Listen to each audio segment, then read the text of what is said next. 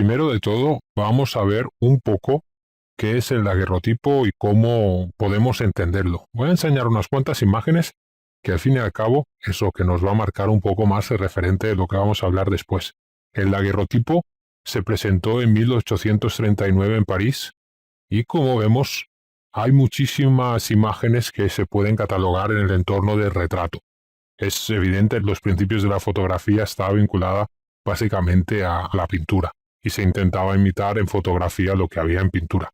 El daguerrotipo es el único proceso que se compone solamente de metales, cobre, plata o mercurio. Como vemos, vamos a dejar un retrato un instante. A mí personalmente el que me gusta más es este.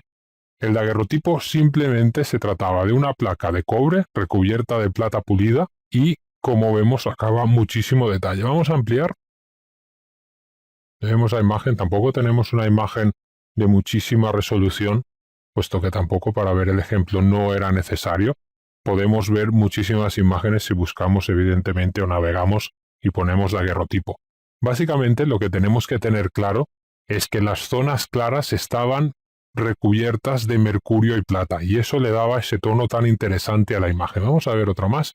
Vamos a ampliar ahora esta señora, y como vemos, los tonos son bastante interesantes. Igual tiene un poquito de sobrefoco porque la imagen está descargada de internet, pero como vemos la gama tonal que tiene es muy bonita porque pasamos de un negro a un plata o mercurio, que son unos tonos grisáceos muy interesantes.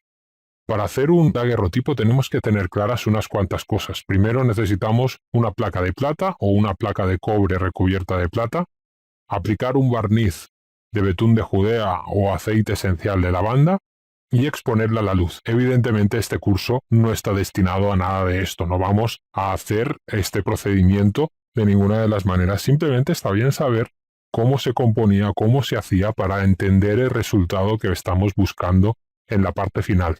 Supongo que lo que habréis visto es que tiene muchísimas rayaduras en sus contornos. Vamos a detenernos en una imagen. Esto es normal, puesto que lo que hacían era después, a la hora de presentarlo, cubrirlo con un cristal para que el tiempo o la limpieza no lo erosionasen más.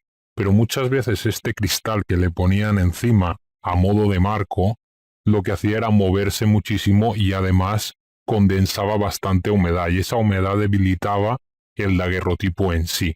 Básicamente, estas rayaduras se deben al movimiento de ese cristal o que antes de recubrirlo con el cristal que lo enmarcaba, había un poquito de roce o lo limpiaban con un trapo, y al no ir con demasiado cuidado lo que pasaba era que producían estos arañazos en la imagen.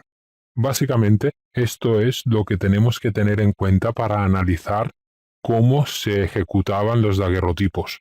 Tenemos una base en blancos, digamos, o en grises de plata o mercurio, y en negros tenemos un negro bastante profundo, pero que siempre va a ser una base de plata pulida con una superficie negra ligeramente mate.